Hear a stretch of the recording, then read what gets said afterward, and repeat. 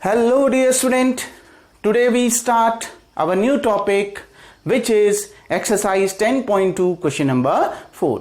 अगर अभी तक आपने मेरी पुरानी वीडियोस नहीं देखी हैं तो आप नीचे डिस्क्रिप्शन में जा सकते हैं, वहां मैंने पुराने चैप्टर्स की लिंक डाल दी है।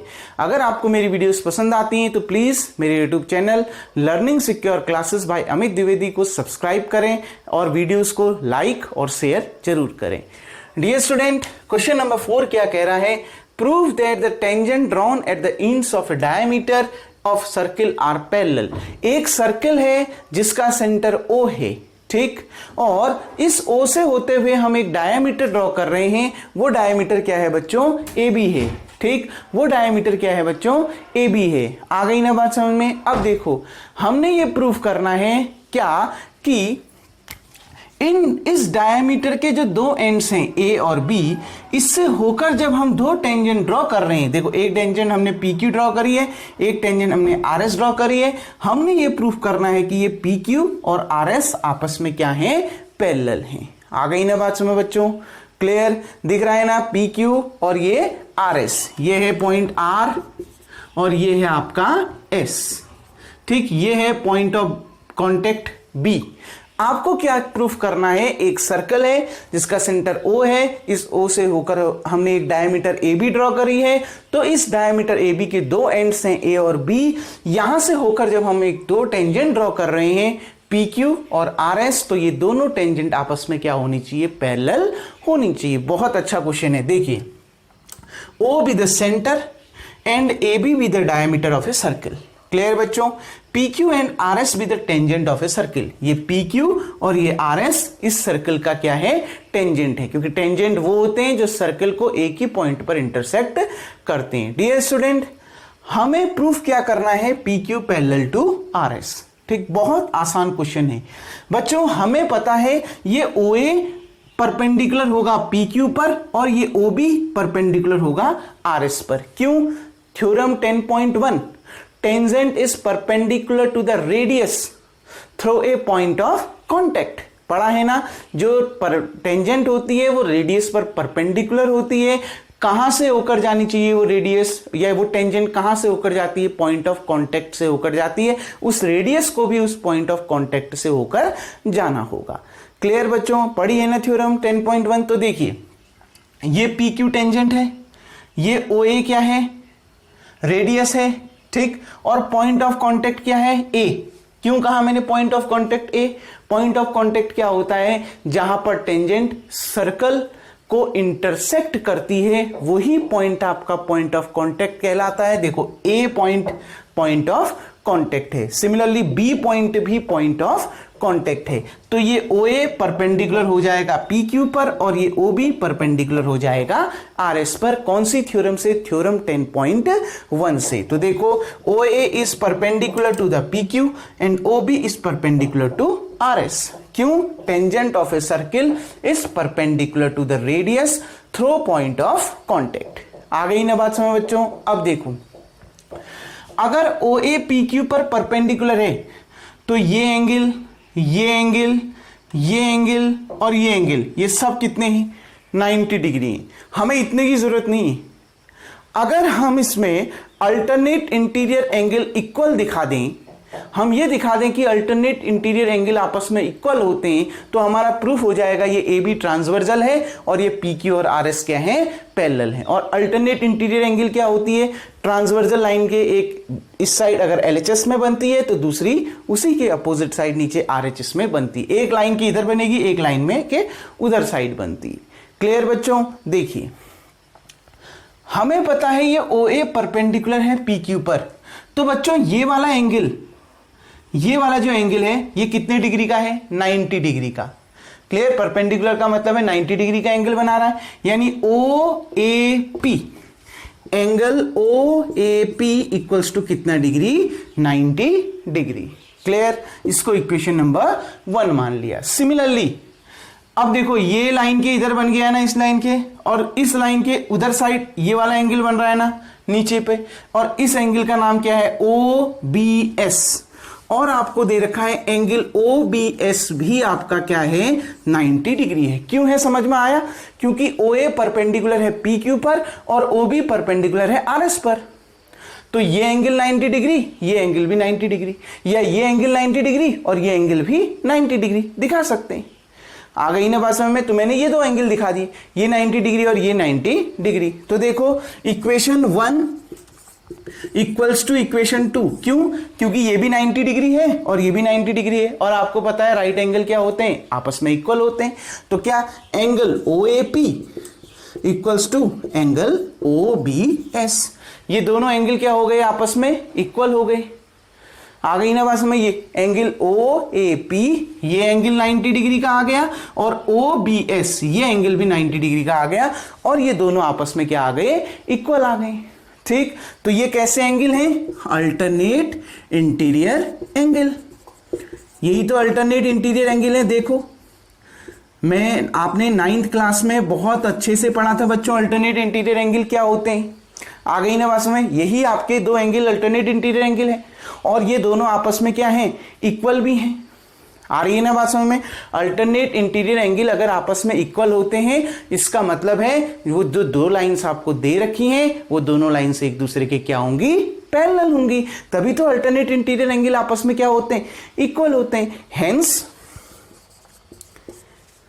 AB is transversal, AB is transversal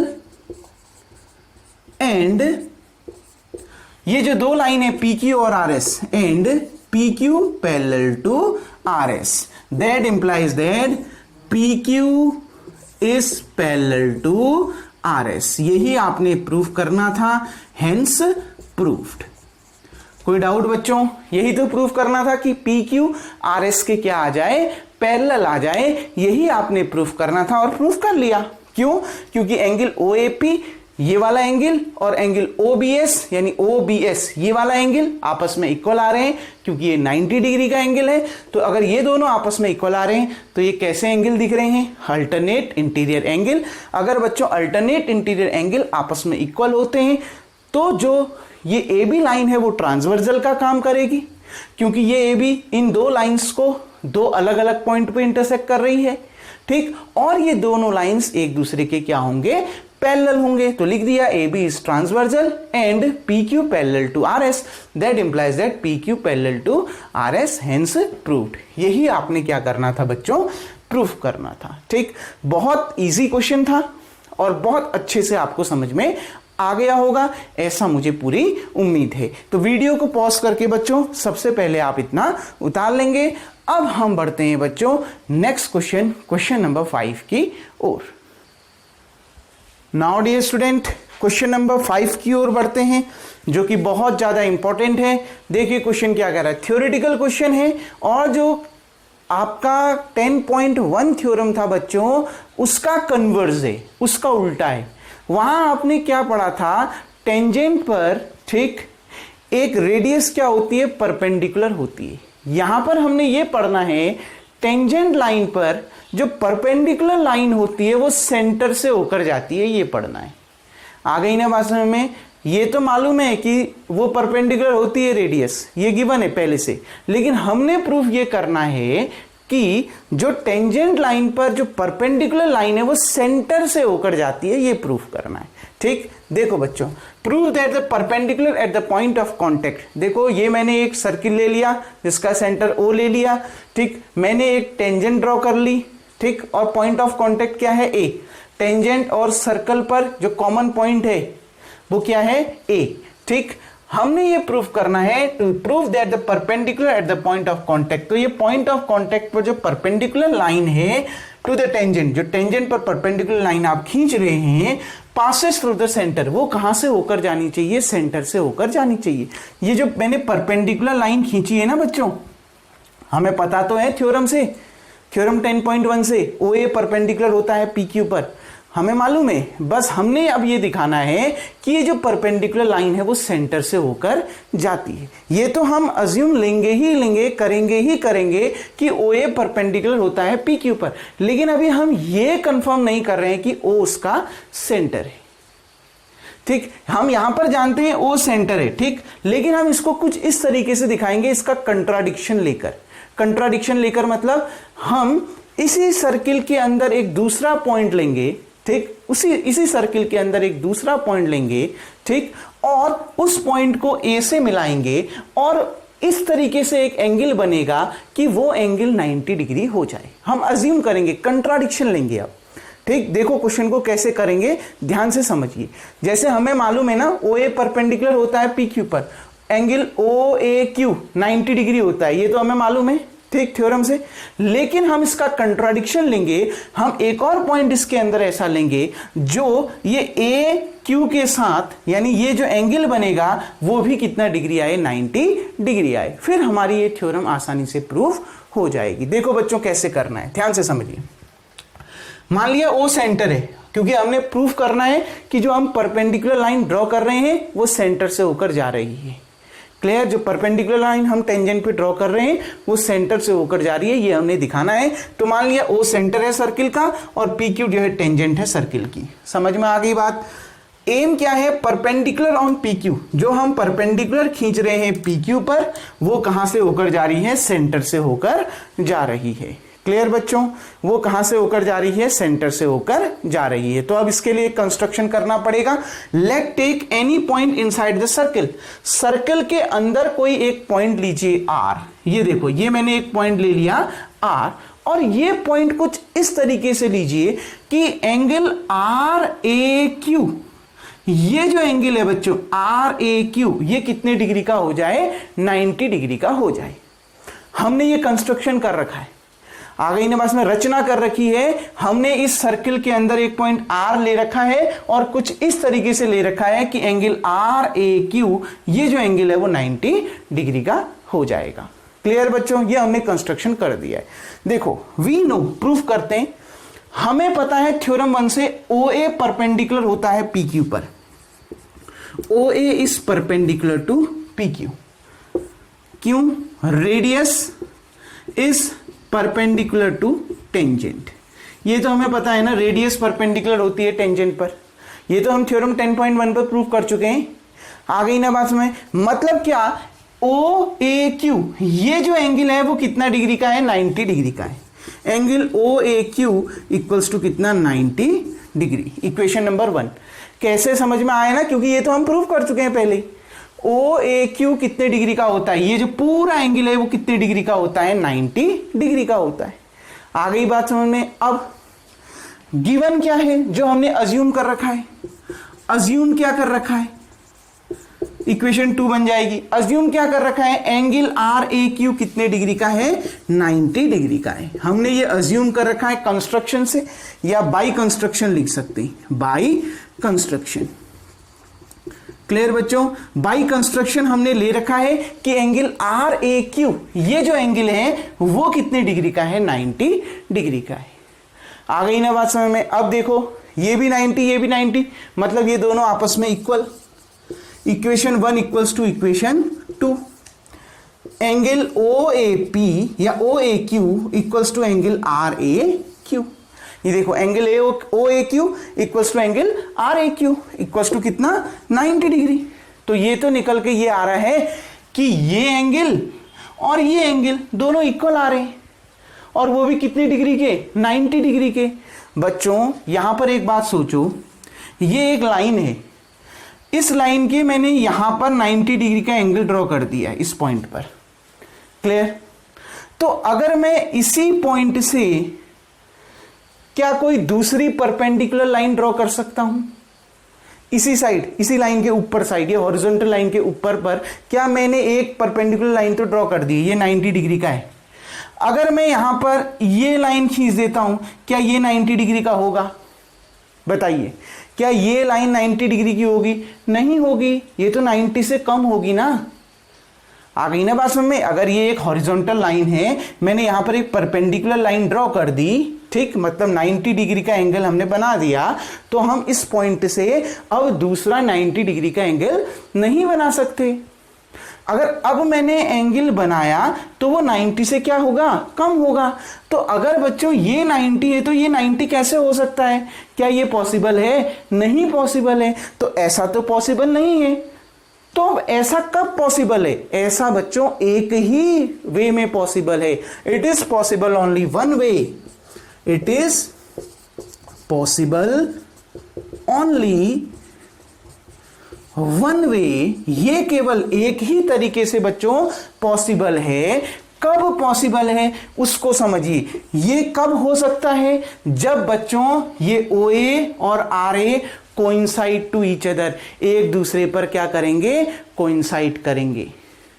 मतलब ये दोनों लाइन हूबहू एक जैसे होंगे, एक के ऊपर एक लाई करेगी। कोइंसाइड पढ़ रखा है ना 9th क्लास पर।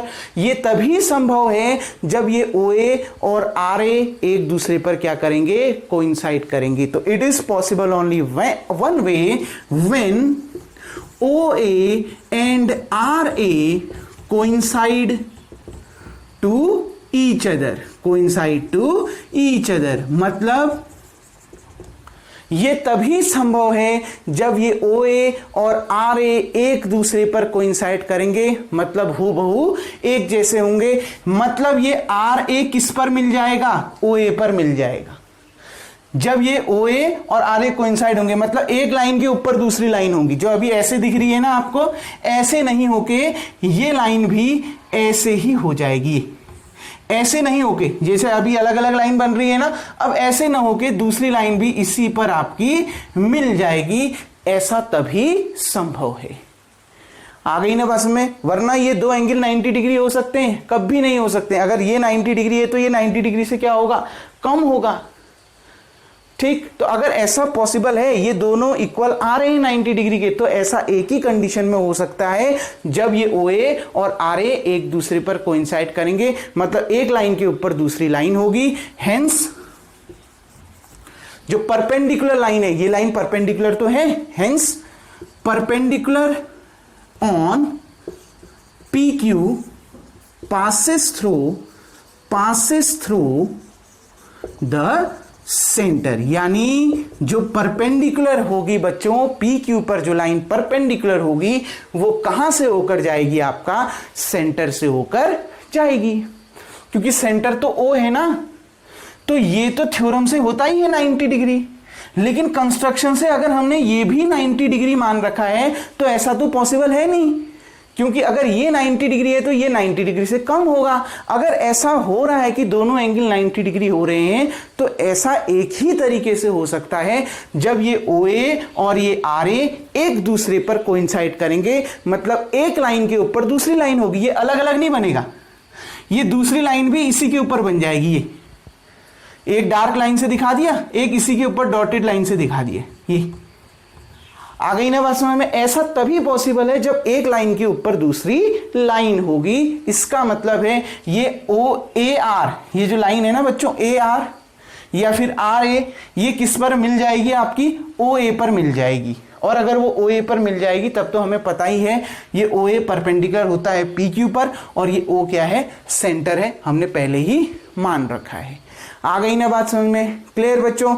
ये बहुत इंपॉर्टेंट थ्योरम है और बहुत इजी आपको समझ में आ जानी चाहिए। बस आपने इतना ध्यान रखना है, जब भी आप ऐसे क्वेश्चन प्रूफ करोगे कि वो सेंटर से होकर जाती है परपेंडिकुलर लाइन, तो आप हमेशा कंट्राडिक्शन लोगे। कंट्राडिक्शन का मतलब O अगर सेंटर होता है तो आप उसमें कोई दूसरा पॉइंट ले लोगे जो भी इस किसके साथ, टेंजेंट के साथ कितने डिग्री का एंगल बना रहा है, 90 डिग्री का एंगल बना रहा है। थ्योरम से OAQ तो 90 डिग्री है ही है। अब कंस्ट्रक्शन से RAQ भी कितना हो गया, 90 डिग्री। अब ऐसा तो पॉसिबल नहीं है, लेकिन ऐसा हो रहा है। तो ऐसा अगर हो रहा है तो उसका एक ही तरीका है कि ये OA और RA एक दूसरे पर क्या करेंगी, कोइंसाइड करेंगी। मतलब एक जो दूसरी लाइन है वो भी पहली लाइन के ही ऊपर बनेगी। जैसे एक तो ये हो गई हॉरिजॉन्टल लाइन, ठीक, जो ये दो अलग अलग लाइन बन रही थी, अब ऐसा ना हो कि ये दूसरी लाइन भी उसी लाइन के ऊपर बन जाएगी, मतलब ये आर ए भी ओ ए के ही ऊपर बन जाएगी, और ये ओ ए तो 90 डिग्री का एंगल बना ही रही है, और ये ओ सर्कल का सेंटर है, मतलब ये परपेंडिकुलर लाइन जो पी के ऊपर परपेंडिकुलर है वो कहां से होकर जा रही है, सेंटर से होकर जा रही है। क्लियर बच्चों? उम्मीद करता हूं ये थ्योरम भी आपको समझ में आ गई होगी। तो सबसे पहले वीडियो को पॉज करके आप इतना उतार लें। अब बढ़ते हैं बच्चों क्वेश्चन नंबर 7 की ओर, क्योंकि क्वेश्चन नंबर 6 मैंने आपको कल करवा दिया था। Now dear student, question number 7 जो बहुत ज्यादा इंपॉर्टेंट है आपके बोर्ड एग्जाम के पर्पज से। देखो, टू कोसेंट्रिक सर्कल्स, बच्चों कोसेंट्रिक सर्कल्स क्या होते हैं? दो कोसेंट्रिक सर्कल की बात कर रहा है, इसका मतलब है उन दोनों सर्कल का सेंटर सेम है। कोसेंट्रिक का मतलब है सेंटर सेम होना, ठीक, एक ही सेंटर है उन दोनों सर्कल की। आ गई ना बात समझ में? देखो ये बना रखा है ना, एक सर्किल C1 बना रखा है अंदर, स्मॉलर सर्किल जिसका सेंटर O है, दूसरा सर्किल C2 बना रखा है, बड़ा वाला सर्किल, उसका सेंटर भी O है। अब आगे पढ़ते हैं। Are of radii 5 centimetre and 3 centimetre. तो जाहिर सी बात है जो बड़ा वाला सर्किल है C2, बड़ा वाला सर्किल C2 है, तो बड़े वाले सर्किल की रेडियस भी बड़ी होगी और छोटे वाले सर्किल की रेडियस भी छोटी होगी। तो बड़ा कौन है दोनों में? C2 बड़ा है ना, तो उसका जो रेडियस है ये, अभी मैं बताऊंगा ये AB क्यों ड्रॉ करा, ठीक। रेडियस कितनी दे रखी है उसकी? 5 सेंटीमीटर। क्लियर? और छोटे वाले सर्किल की रेडियस कितनी दे रखी है? 3 सेंटीमीटर। उसको अभी ड्रॉ करते हैं। Find the length of the chord of larger circle. आपने लेंथ निकालनी है लार्जर सर्किल के कॉर्ड की, मतलब लार्जर सर्किल का आपने एक कॉर्ड ड्रॉ करना है, जीवा ड्रॉ करनी है, विच टचेस द स्मॉलर सर्किल, जो छोटे सर्किल को टच करती, मतलब एक पॉइंट में टच करते हुए निकलेगी। आ गई ना बात समझ में? देखो ये ए बी बच्चों क्या है? कॉर्ड है। कॉर्ड क्या होती है? जीवा क्या होती है? सर्किल में कोई भी दो पॉइंट्स को मिलाने वाली रेखा क्या कहलाती है? जो रेखाखंड है वो सेगमेंट, लाइन सेगमेंट क्या कहलाती है? कॉर्ड कहलाती है। तो ये ए बी क्या है बच्चों? कॉर्ड है, और वो छोटे सर्किल को पी पॉइंट पर क्या कर रही है? टच करते हुए निकल रही है। कह रहा है ना, जो कॉर्ड है बड़े सर्किल की वो छोटे सर्किल को टच करते हुए निकल रही है, मतलब ये ए बी इस बड़े सर्किल C2 की क्या है? कॉर्ड है, जो इस छोटे सर्किल को पी पॉइंट पर टच करते हुए निकल रही है। ठीक, तो बच्चों ये OA बड़े सर्किल की रेडियस हो गई, और ये OP छोटे सर्किल की रेडियस हो गई। आ गई ना बात में? क्योंकि ये P पॉइंट इस छोटे सर्किल की बाउंड्री पर है ना, इस छोटे सर्किल पर ये P पॉइंट लाई कर रहा है, तो ये सेंटर और इसको मिला दीजिए, इस पॉइंट P को जो इस सर्किल पर लाई कर रहा है, वो छोटे सर्किल की रेडियस निकल गई, जो कि कितनी दे रखी है? 3 सेंटीमीटर दे रखी है। कोई डाउट? अब ध्यान से सुनो बच्चों, अगर ये AB कॉर्ड है बड़े सर्किल C2 के लिए, तो बच्चों ये AB टेंजेंट होगी छोटे सर्किल C1 के लिए। होगी कि नहीं होगी टेंजेंट? टेंजेंट क्या होती है? जो सर्किल को एक ही पॉइंट पर टच करते हुए निकलती है या इंटरसेक्ट करती है। तो देखो इस छोटे सर्किल C1 को ये लाइन AB एक ही पॉइंट पर टच कर रही है ना, P पॉइंट पर, यानी ये AB इस छोटे सर्किल C1 के लिए क्या होगी? टेंजेंट होगी, जबकि बड़े सर्किल C2 के लिए क्या है? कॉर्ड है। समझ में आ गई बात? तो देखिए, late O be the center of the circle C1 and C2। छोटे सर्किल का नाम C1 दे दिया, बड़े सर्किल का नाम C2 दे दिया। ठीक, AB be the chord of the larger circle। AB जीवा है बड़े सर्किल C2 की, है कि नहीं है? दिया है। लेकिन यही AB क्या है? टेंजेंट है किसके लिए? छोटे सर्किल C1 के लिए। आ गई ना बात समझ बच्चों? क्लियर? अब देखिए, AB be the chord of the larger circle C2 and tangent of the smaller circle C1। Tangent क्या होती है पता है ना? वो लाइन जो सर्किल को एक ही पॉइंट में टच करे। आ गई ना बात में? देखो ये जो लाइन AB है, मैं इसको आगे भी तो बढ़ा ही सकता हूं दोनों ओर से, कोई दिक्कत होना है। तो ये जो लाइन AB है बच्चों, वो इस सर्किल C1 को एक ही पॉइंट P पर टच कर रही है, मतलब ये AB इस सर्किल C1 की क्या है? टेंजेंट है। वही तो लिख रखा है। कोई डाउट? अब देखिए, हमें गिवन क्या है, बड़े सर्किल की रेडियस OA दे रखा है 5 सेंटीमीटर, छोटे सर्किल की रेडियस OP दे रखा है 3 सेंटीमीटर। कोई doubt? OP perpendicular to AB, क्यों? ये OP इस AB पर परपेंडिकुलर है, क्यों? थ्योरम 10.8 याद करिए, 10.1, tangent of a circle is perpendicular to the radius passes through the point of contact. कहा था ना, ये टेंजेंट है छोटे सर्किल की, ये OP रेडियस है, ठीक, और ये P पॉइंट ऑफ कांटेक्ट है, तो ये OP परपेंडिकुलर हो गई AB पर। थ्योरम 10.1 यही तो कहती है, टेंजेंट अगर किसी सर्किल की रेडियस पर क्या होती है, परपेंडिकुलर होती है, बस वो रेडियस कहां से होकर जानी चाहिए, पॉइंट ऑफ कांटेक्ट से बिल्कुल जा रही है। कोई डाउट इसमें? आ गई ना बात समझ में? मतलब OP परपेंडिकुलर टू AB। कोई दिक्कत बच्चों यहां तक? अब देखो, अगर ये OP परपेंडिकुलर है AB पर, मतलब ये कितने डिग्री का एंगल, 90 डिग्री का, तो ये ट्राइंगल OAP ये कैसा ट्राइंगल हो गया, राइट एंगल ट्राइंगल हो गया ना। राइट एंगल ट्राइंगल जब भी होता है तो कौन सी थ्योरम का यूज करते हैं, पाइथागोरस थ्योरम का यूज करते हैं। पाइथागोरस थ्योरम क्या कहती है, देखो ये अगर 90 डिग्री है तो इसके सामने वाली साइड क्या होगी, हाइपोटीनस, मतलब ये OA क्या है, हाइपोटीनस। तो OA का whole square equals to OP का होल स्क्वायर प्लस AP का होल स्क्वायर, ये AP का होल स्क्वायर, यही तो है बच्चों। OA कितना दे रखा है 5 सेंटीमीटर, तो 5 का होल स्क्वायर। OP कितना दे रखा है 3 सेंटीमीटर, तो 3 का होल स्क्वायर प्लस AP का होल स्क्वायर। 5 का होल स्क्वायर 25, 3 का होल स्क्वायर 9 प्लस AP का होल स्क्वायर। ये यहां प्लस में इधर आके माइनस में, तो AP का whole square equals to 25 minus 9, that implies that AP का होल स्क्वायर 25 माइनस 9 कितना 16, ठीक। यहां से स्क्वायर हटेगा तो दूसरी ओर स्क्वायर रूट लगेगा।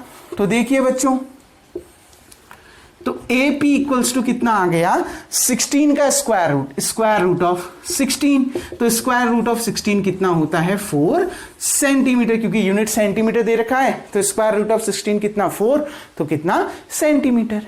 मैंने प्लस माइनस क्यों नहीं लिया, प्लस ही प्लस क्यों लिया, माइनस क्यों नहीं लिया, क्योंकि ये AP लेंथ तो है ना, और लेंथ कभी भी क्या नहीं हो सकती, नेगेटिव नहीं हो सकती। तो AP इक्वल्स टू कितना रहा 4 सेंटीमीटर रहा। लेकिन आपने ये नहीं निकालना, आपने क्या निकालना है, length of the chord of larger circle.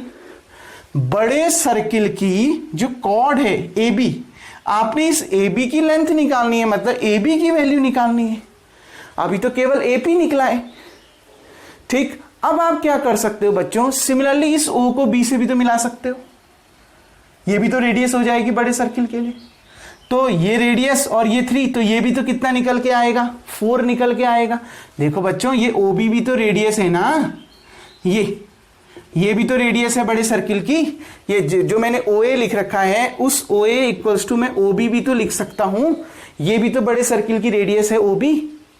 तो ये 5 हो गया, ये 3 हो गया। अगर ये OP परपेंडिकुलर है AB पर, तो ये भी तो 90 डिग्री है। तो अगर ये 90 डिग्री है तो ये हाइपोटीनस, ये परपेंडिकुलर और ये बेस, तो वही चीज तो है। ये 5 और ये 3 अलग अलग होना है।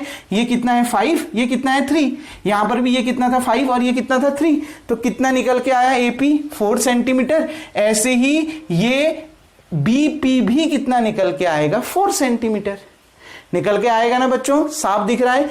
और एक तरीका और है, क्या 9th क्लास में आपने पढ़ा था, जो भी आप सर्किल की कॉर्ड ड्रॉ करते हो, ठीक, अगर आप इस कॉर्ड का परपेंडिकुलर बाइसेक्टर खींचते हो तो वो कहां से होकर जाएगा, सेंटर से होकर जाएगा।